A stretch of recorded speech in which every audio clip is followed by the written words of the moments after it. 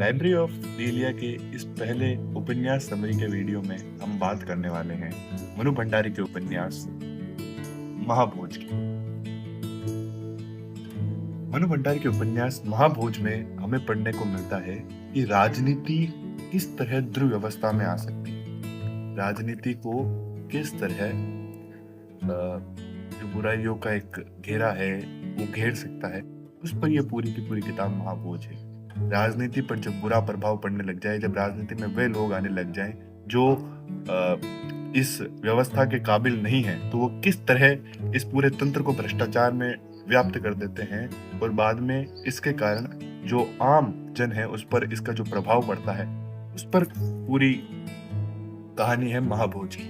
महाभोज, जैसे कि मैंने एक बात कही थी कि किताबें या उपन्यास दो तरीके की होती है, नरम तासीर की किताब और नरम तासीर जैसे ठंडी तासीर और गर्म तासीर की किताब। कुछ ऐसे उपन्यास होते हैं जो आंतरिकता पर बात करते हैं, मानसिकता पर बात करते हैं, जो बहुत ही नरम रूप से, बहुत ही शांत रूप से बात करते हैं, जिनमें किसी तरह की उग्रता या उत्तेजना नहीं आती है, जो आप बहुत ही धीरे धीरे शांति से पढ़ते हैं, जिसके कारण कभी कभी आप उनमें बोर भी होने लग जाते हैं। कुछ ऐसे उपन्यास है आपका बंटी जो मनु भंडारी का उपन्यास है, शमशुर रहमान फारूकी का उपन्यास कई चांद थे सरे आसमां है, और भी कुछ उपन्यास, सोफी का संसार सोफीज वर्ल्ड जोस्टिन गार्डर की जो बुक है, और भी बहुत सारे उपन्यास है। अगर हम कोई भी फिलोसॉफिकल बुक ले लें या फिर कोई भी साइकोलॉजिकल बुक ले लें, ओशो की किताबें ले लें, हम कोई भी किताब ले लें, जो भी किताब आंतरिकता या मानसिकता पर बात करती है वो बहुत ही धीमी किताब होती है। इसके अलावा अगर मानसिक भावनाओं से कोई किताब लिखी गई है, देख जो निर्मल वर्मा लिखते हैं, जो वो आंतरिकता को महसूस करते हैं और उसके अनुसार संसार को लिखने की कोशिश करते हैं, तो वो भी एक नरम तासीर की किताब होती है। जो निर्मल वर्मा की जो भी उपन्यास है, वे दिन ले लें हम, या फिर अगर हम इसी राजनीति के विषय पर रहें तो राग का रिपोर्टर उनका उपन्यास है, जो इसी नरम तासीर या ठंडी तासीर की जो प्रणाली है उसको फॉलो करता है, जिसमें आप बहुत उग्र नहीं होते, बहुत तेज भावना आपके अंदर से नहीं आती है।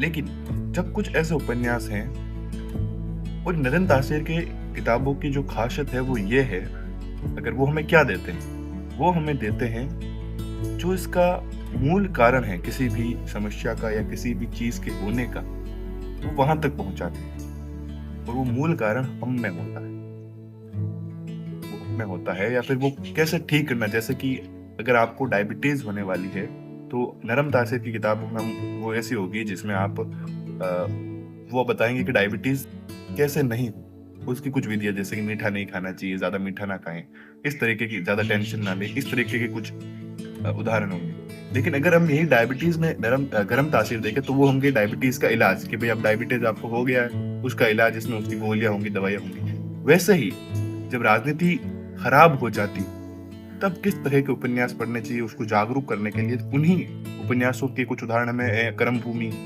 प्रेमचंद का जो उपन्यास है, जो बहुत ही शानदार उपन्यास है, बहुत ही गर्म तासीर का किताब है। जब आप पढ़ते ही आपको एकदम उग्रता महसूस आने लगती है और लगता है कि ये राजनीति जब खराब होती है तो किस तरह से इसने आम जन को प्रभाव में लाया है, और किस तरह से मेरी आपकी जिंदगी इससे प्रभावित हुई है, किस तरीके से एक पूरा जनतंत्र, गणतंत्र इससे प्रभावित हुआ।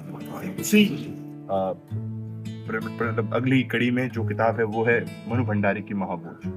महाभोज एक बहुत ही छोटा सा उपन्यास है, 160 पेज के करीब का ये उपन्यास है, जिसमें आपको पढ़ने को मिलता है, सर्वप्रथम आपको पढ़ने का मिलता है, इसमें जो खासियत है इस उपन्यास की, पहले तो जो राजनीति में जो दुर्व्यवस्था आई है उस पर जो टिप्पणी है मनु भंडारी जी की, बहुत ही खूब। इसके कुछ कैरेक्टर्स जो आपको इतने प्यारे लग सकते हैं, जैसे कि दास साहब का जो कैरेक्टर इन्होंने गढ़ा है, बहुत ही खूब। मतलब मैंने ऐसा उपन्यास में जो ऐसा कैरेक्टर है, वो अगर मैं इसके कंपैरिजन में बात करूं तो एक उपन्यास तो वो गालजी उपन्यास राग दरबारी के जो कैरेक्टर हैं वेद जी, कुछ उसी तरीके के जो इनमें कैरेक्टर हैं दास साहब, बहुत ही ब्रिलियंट कैरेक्टर लिखा गया है, बहुत ही खास, बहुत ही खूबसूरत कैरेक्टर। ये राजनीति पर लिखी गई किताब है, ऐसा नहीं है कि एक समय की राजनीति, ये किताब है जो हर समय की राजनीति पर बेहद फिट बैठती।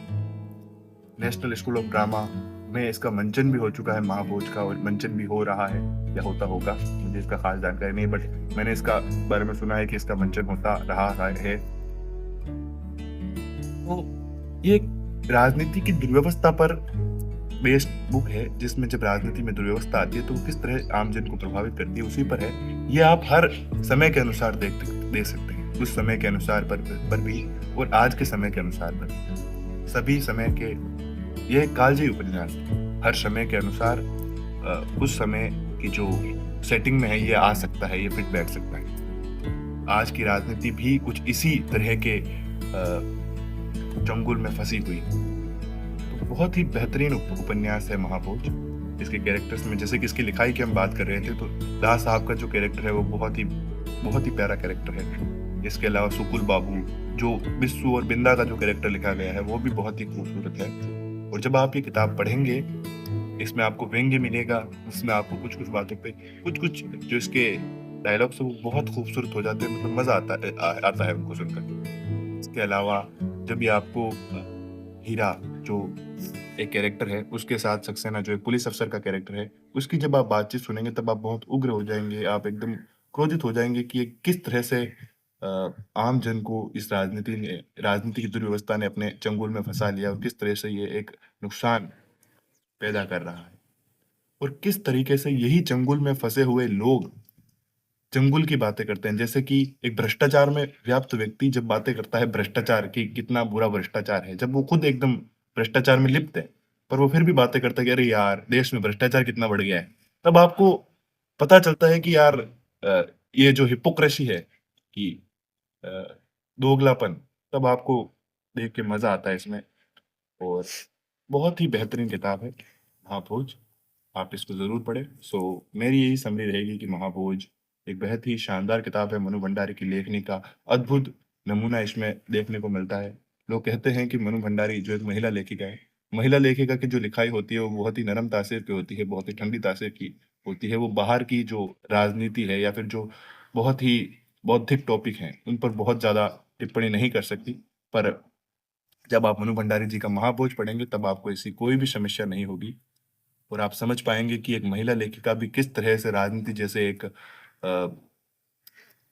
बहुत ही प्रभावित करने वाले टॉपिक्स पर बहुत ही शानदार लेखन कर सकती हैं। वैसे मुझे कुछ बोलना नहीं चाहिए मनु भंडारी जी के बारे में, बट फिर भी एक आम भावना रहती है कि महिला लेखिका इतना अच्छा नहीं लिख सकती। सो मुझे लगता है अगर आपको ऐसी समस्या है तो आप मनु भंडारी का महाभोज बहुत ज़रूरी पढ़ें। अगर आप राजनीति के बारे में जानना चाहते हैं तब भी आप महाभोज ज़रूर पढ़ें। धन्यवाद।